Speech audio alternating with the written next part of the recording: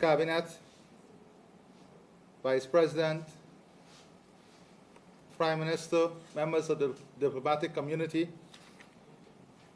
fellow Guyanese, good afternoon. Today I'm pleased to launch a 4-month consultation on Guyana's new low-carbon development strategy.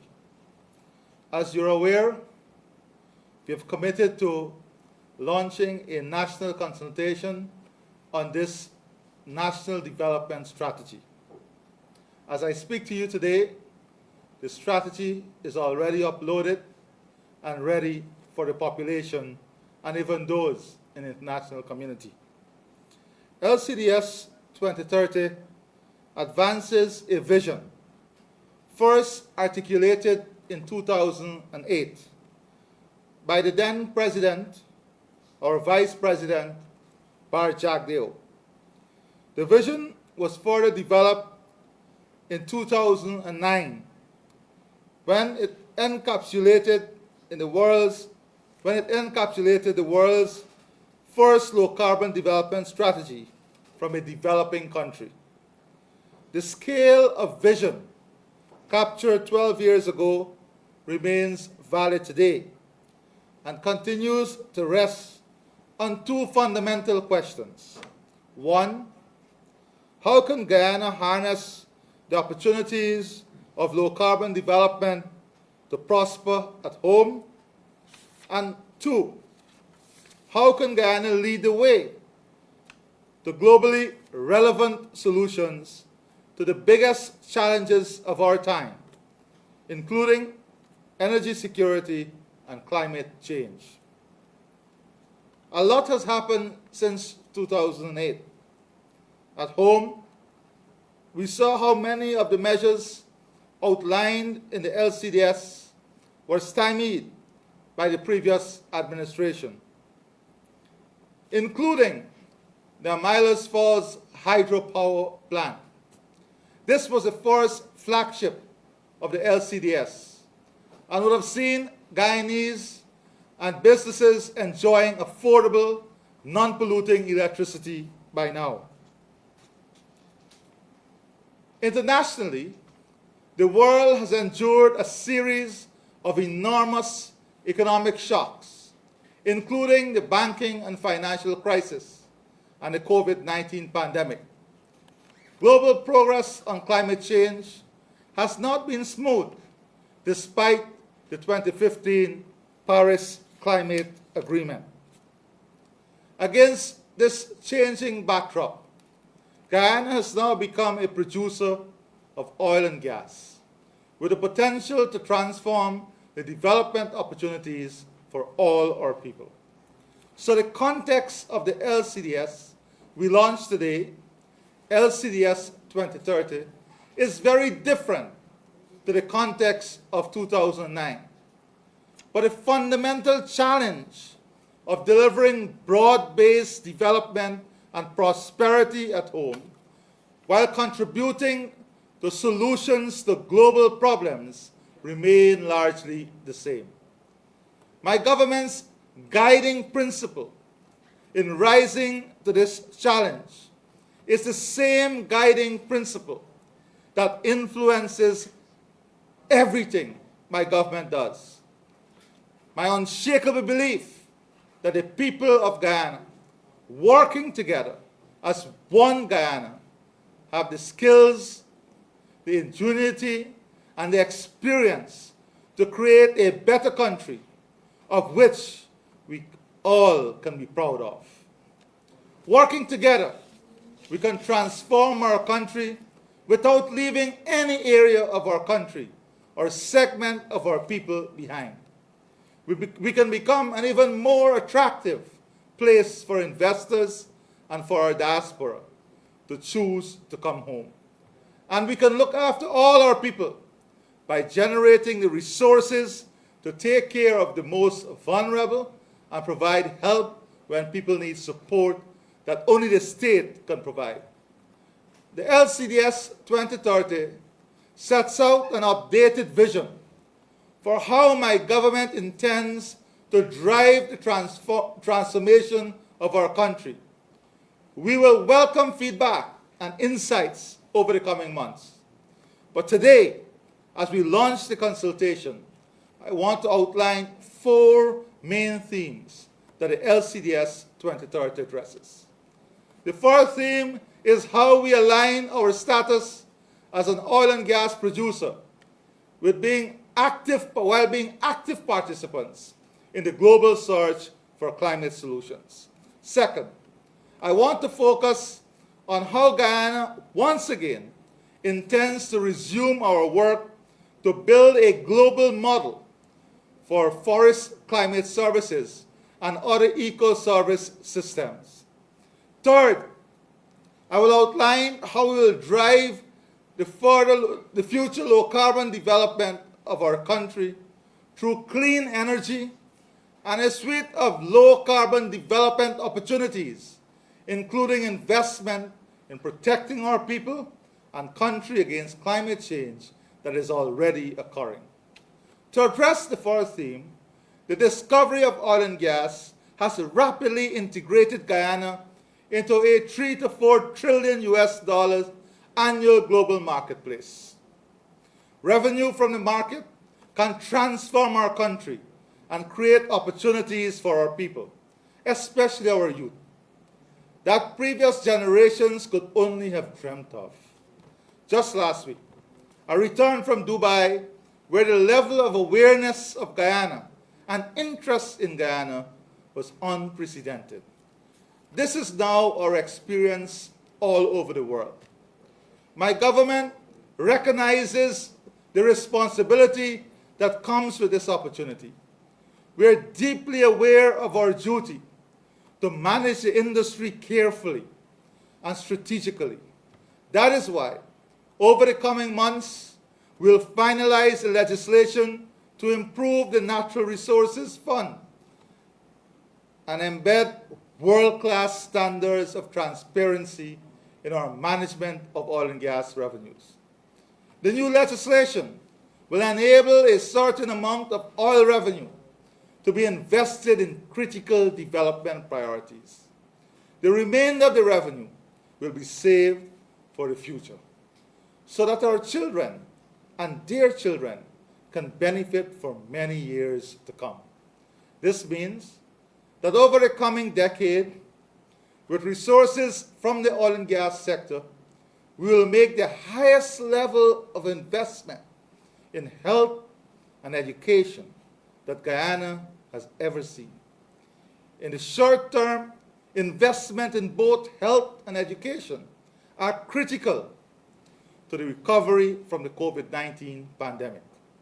Over the long term, we will augment basic education investments with new support for technical and vocational skills, with a particular focus on strengthening digital skills for a rapidly digitized economy. Investment in healthcare can change a situation where too many people suffer from curable illness or die prematurely because we are a poor country.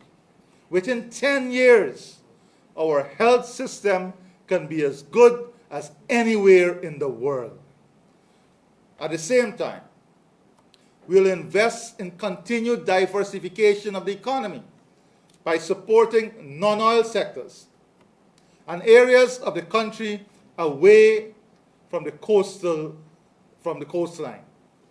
This will involve support for physical infrastructure, including river, road, and air transport, electricity grid, the national digital connectivity networks, and more. It will also involve repairing coastal and hinterland climate protection infrastructure, as well as targeted support for agricultural expansion in non-forested parts of the country. To enable Guyana to become self-sufficient in key agricultural products, as well as an exporter to regional markets and beyond. The investment will put Guyana on a long-term trajectory to sustain one of the highest growth rates in the world, create wealth for all our people, and put the days when Guyana could not afford to run its government even further in the past. However, the global market for oil and gas will not last forever and will decline in the coming decades as the world decarbonizes in line with the targets of the Paris Climate Agreement and the need to stabilize global temperature. Temperature increases at 1.5 degrees above pre-industrial levels. To ensure that Guyana will be ready for this future world, it is important to recognize that we are, in fact, participating in two transitions as a country, one domestic and one international. Our domestic transition is outlined in the LCDS 2030. We intend to remain one of the world's lowest carbon economies, prioritizing action on forests and energy. I will talk more about our domestic low-carbon transition in a few moments when I address the other themes of the LCDS 2030. But first, I want to address the international transition because most of our oil and gas will be sold in the global marketplace. Actively managing the development of this marketplace in line with global decarbonization target is a challenge that the world continues to fail to grasp.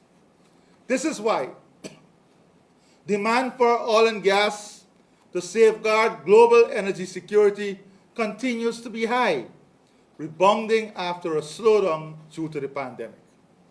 Global policies are needed, and if they are to work, they must be fair, economically rational, and based on science. Basic fairness means that the oil industry and its 3.4 US trillion of annual revenue should not just be used for the benefit of incumbent oil producers, particularly when those incumbents are already very wealthy. Expecting developing economies to leave their oil in the ground really means protecting the monopoly-like situation of existing producers so that they can maximize their income from oil and gas. Just 3 producers produce about 24 million barrels today, a level of oil production that needs to be reached by 2050 to align with the Paris goal. It will be perverse if the market was protected for them and them alone. The world's largest oil producer, the United States of America, has per capita income of US $65,000, about 10 times that of Guyana. No responsible government should volunteer that its people stay poor so that richer countries can have their market protected. Putting faith in solutions that expect this to happen is irresponsible and ultimately damages the prospects of climate success. Rather, since 2009, Guyana has supported two main global policies to drive global decarbonization. First of all, there should be a global price on carbon levied on the consumption of oil and gas. This is the way to incentivize both the investment in low carbon replacements for fossil fuel-based electricity and transportation, such as renewable energy and electric vehicles, while at the same time managing the global low-carbon transition through incentivizing progressively low-carbon sources of fossil fuels. The second main policy is that subsidies for fossil fuel production should be removed. In 2019, 50 of the largest economies in the world, which amount for 50% of global greenhouse gas emission, increased their support for fossil fuel production by 30%. Most of this was in developed countries, which are already the incumbents benefiting most from the trillions of dollars in the oil and gas market. The government of Guyana's support calls for the elimination of such fossil fuel subsidies, especially in OECD countries, where the subsidies are the most distorting, destabilize prices, and do nothing to reduce the carbon intensity of the world's economy. Combined, the two policies can create a much fairer marketplace for oil and gas that is compatible with achieving the goals of the Paris Climate Agreement. Guyana will not shirk its responsibilities in such a marketplace. At the same time, Guyana will pursue strong policies to ensure that its oil and gas sector operates to international standards. The government is working to eliminate flaring from oil production, except in the case of genuine emergencies. When my government took office in 2020, there were no safeguards in place to disallow flaring. As a result, we introduced one of the very few taxes on flaring in the world, where beyond the commissioning period, all flaring will be taxed at US $45 per ton of carbon, along with the actual gas loss for newly licensed production. The tax on flaring will be accompanied by legal limits on the overall amount of flaring. In parallel with advancing no flaring policy, new measures have been introduced to ensure that all waste management is the responsibility of the oil producer, in accordance with international standards from cradle to grave. My government will also continue dialogue with oil producers to ensure that alongside the above measures, exploration and production operations will continue to explore all opportunities for low-carbon technological innovation, including the use of renewable energy in oil production, carbon capture, utilization, and storage, and when technologically viable, green hydrogen. So, in sum, my government will meet our responsibilities to the people of Guyana by maximizing the benefits to be accrued from the oil and gas industry, while at the same time advocating for global policies to create a level playing field to align the global marketplace for oil and gas with the goals of the Paris Climate Agreement. But to only focus on oil and gas is to be short-sighted. In all scenarios, a future global economy will decarbonize, so the other two themes of the LCDS 2030 look beyond the oil and gas sector. In particular, the second theme looked to take Guyana's vision for forest climate services and ecosystem services more broadly in the next level of development. If oil and gas is a bedrock of today's global economy, the world's ecosystem needs to be the bedrock of future economy. In our lifetime, we need to see the proper recognition of the value created by the world's forests, biodiversity, and oceans. This is the only long-term way to preserve these vital ecosystems for decades and centuries to come. Guyana was one of the first countries in the world to recognize this. In 2009, when Guyana set out the original LCDS, we made an offer that no other country had made to create a global model for jurisdiction-scale action to show how the world's forests can be maintained. Since then, other countries have followed, and Guyana has worked with partners around the world to gain a far greater understanding of the enormous contributions that our ecosystem make to the world's health and economy. Because of the work of the last 12 years, we now know that Guyana has maintained the second highest percentage of forest cover on Earth, with more than 99.5% of our forests remaining, an area almost the size of England and Scotland combined. Deforestation rates are among the lowest in the world.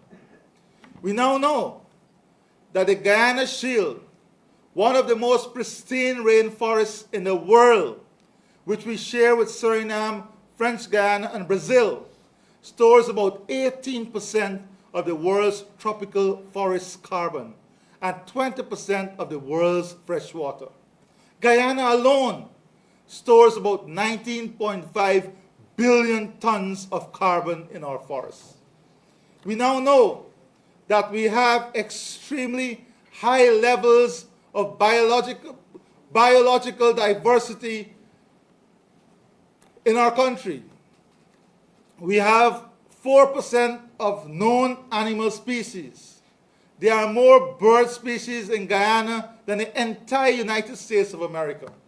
We have 2.4% of known plant species. All these ecosystem services and others provide enormous value to the global economy. Guyana's forests alone are estimated to provide global value from 40 to 54 billion US dollars annually. Yet, unlike oil and gas, the world does not yet recognize this value in monetary terms. This is the main reason that forests across the world are cleared for agriculture, mining, infrastructure, and other uses. In short, the world's tropical forests are worth more dead than alive, and forest areas that are the size of Greece disappear every year, causing about 16% of global greenhouse gas emission. The world continues to make faltering progress towards recognizing the value and creating alternative low-carbon income streams for the communities and countries which have these assets, protect these assets for the good of everyone. Some progress has been made on REDD+ within the United Nations Framework Convention on climate change, but compare the market for oil and gas with the market for ecosystem services, and you will see that the international financial system values what the international financial system values. The situation needs to change over the next decade if the worst extremes of climate change are to be averted, and if the world's forests and other ecosystems are to be maintained to regulate rainfall, prevent diseases, and provide a basis for much of the world's future medicines. Towards creating this new global ecosystem economy, in 2009, Guyana sought international partners who shared our vision. As a result, Guyana and Norway worked together to create a model for economic incentives for making forests work more alive than dead. For the period 2009 to 2015, Guyana earned US $212 million in payments to be invested in the LCDS. Jobs were created. Amerindian villages were titled. Hinterland and coastal businesses were supported. The Konya Canal was rehabilitated, among many other initiatives. Unfortunately, US $137 million of the money received was not invested, in large part because the previous administration did not proceed with Amila Falls or any renewable energy projects to be funded from forest climate services. This situation changed early this year, and US $85 million of the revenue are now being used to build utility-scale solar power capability in Linden, Essequibo Coast, Lethem, and other areas. But all was not lost. As part of the Guyana-Norway partnership, the two countries also cooperated to build a world-leading monitoring, reporting, and verification system, or MRVS, utilizing satellite technology and ground-based work to provide a scientific basis for our knowledge of the scale of the value provided by our ecosystem services. It is this MRVS that provides the basis for opportunities for Guyana over the next decade.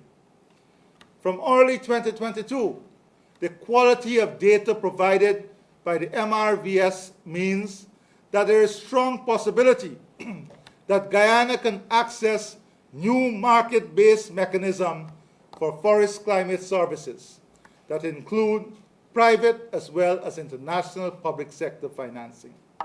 There are a number of possibilities outlined in the LCDS 2030, but I want to emphasize that no agreements will be entered into until after the national consultation is completed and the LCDS 2030 is finalized. Moreover, even after the LCDS 2030 has been finalized, all agreements will involve the participation of those impacted, with a particular emphasis on adhering to a set of United Nations mandated safeguards, including a principle known as free, prior, and informed consent, or FPIC, for indigenous peoples and local communities. We hope that progress can be made in the next 6 to 12 months towards the next step with forest climate services. This can bring us a step closer to a day when their true value will enable them to increase their significance as a part of the domestic economy in Guyana. Guyana will support such markets and hope that in years to come, global markets for ecosystem services will start to rival those for fossil fuels. When outlining our plans for oil and gas a few moments ago, I mentioned that Guyana would be pursuing both an international and domestic transition. I said I would come back to the domestic transition, and it is to that I now turn, as I address the third and fourth theme of the LCDS 2030. The third theme relates to Guyana's low-carbon transition, starting with the energy transition. Today, Guyana's problems are well known. Guyana has some of the highest electricity costs in the Americas, and supply is about 97% dependent on imported fossil fuel. It is tragic that this is still the case, because the Miles Falls hydropower project could have come on stream in the past 5 years. All the technical analysis over the years, including a report presented by a consultancy engaged by the last government and Norway, concluded that the Miles Falls hydro project represented the best way forward to expand Guyana's energy supply. But given where we are today, Guyana can now resume its clean energy transition through decoupling economic growth from greenhouse gas emissions. The LCDS 2030 outlines how this will happen in 3 phases. From 2022 to 2027, a near tripling of electricity demand will be met through a combination of natural gas and a Miles Falls hydropower project on the main national grid, coupled with a major expansion of solar power with batteries on the rural network. By the end of this period, the Essequibo Coast, Linden, Leg 1, and Wakenham grids will be integrated with the national grid. The Bartica, Lethem, Port Kaituma, Madja, and Matthew Ridge grids will be almost exclusively powered by renewable energy. Alongside the work on the country's grids, all hinterland village, about 200 villages with a total population of just under 100,000 people, will undergo electrification program that will see them benefiting by 2026. This work has begun already in villages across the country, including Siba, Waramadong, Karukabaru, Mission Kapui, Lake Top Kapui, Anai, St. Monica, and other areas. Finally, the transmission and distribution network will undergo a massive upgrade to manage the forecasted electricity demand and meet the standards expected of a modern power utility company. From 2007 to 2032, a second phase will see further increases in electricity demand being met by continued replacement of heavy fuel oil, expansion of wind and solar power, and the commission of Guyana's second hydro plant, the site of which will be identified in the coming years. After 2032, the expansion will be driven by the prevailing market conditions. But it is likely that battery technology will be sufficiently advanced to enable solar and wind plants to provide new capacity increases while contributing to further downward pressure on electricity prices. Further details are set out in the LCDS 2030. But in sum, this energy transition will achieve a level that very few countries can boast of. If any countries have achieved this level of transition in energy, then we will all be proud of the energy mix and energy transition that Guyana will be pursuing and which we hope to achieve.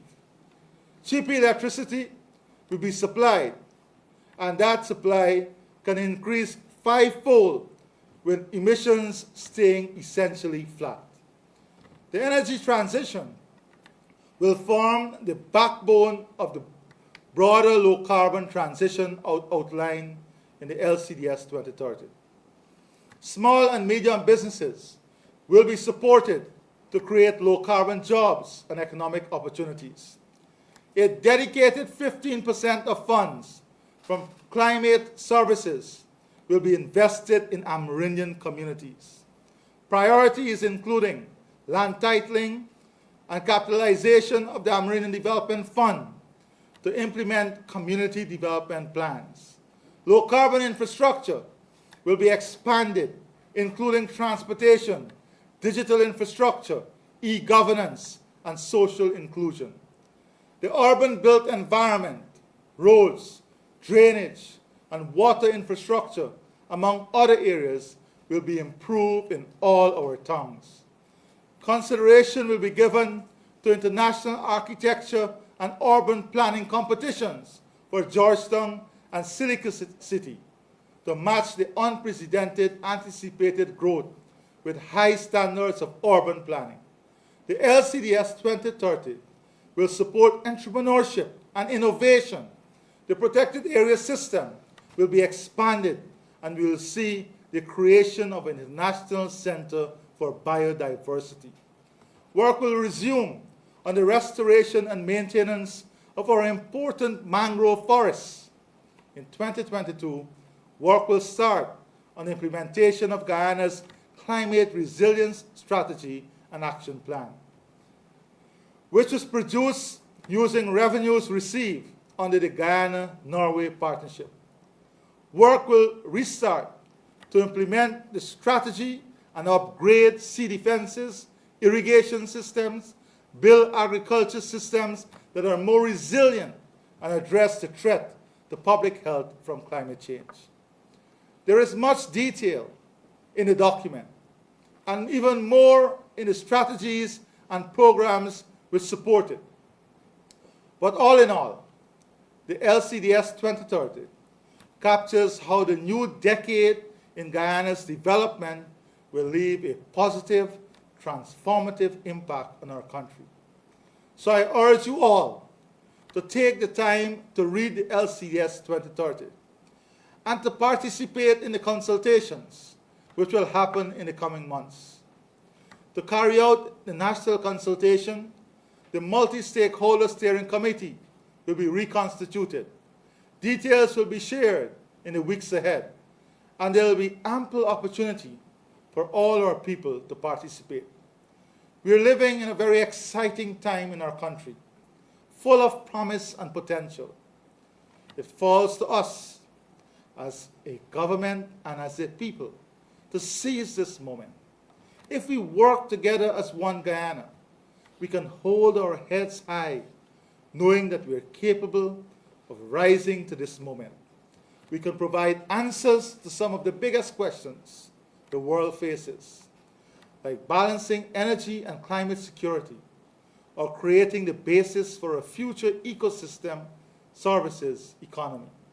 We can help our people to become prosperous without leaving anybody behind, not on the basis of slogans or simplistic but unworkable solutions, but on the basis of hard work that harnesses the ingenuity and innovation of the people of this country. So I say to you, fellow Guyanese, this is our moment.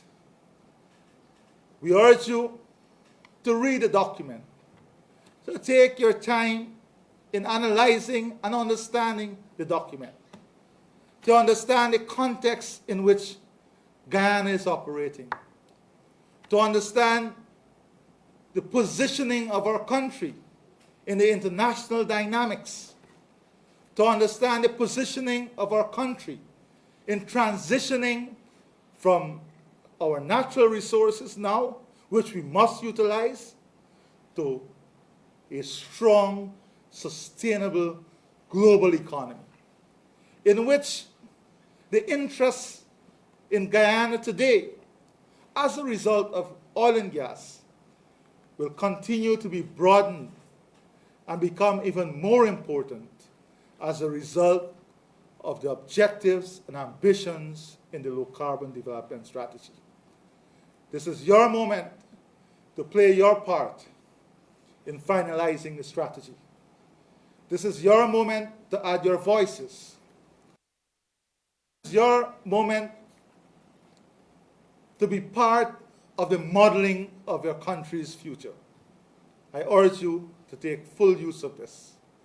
I want to take this opportunity also to thank the Vice President and his team, the technical team, who have worked very hard over the last couple of months in putting together the strategic focus, but more importantly, to working out the nuances and the technical areas that we as a country and a people must navigate in meeting the challenges of the future.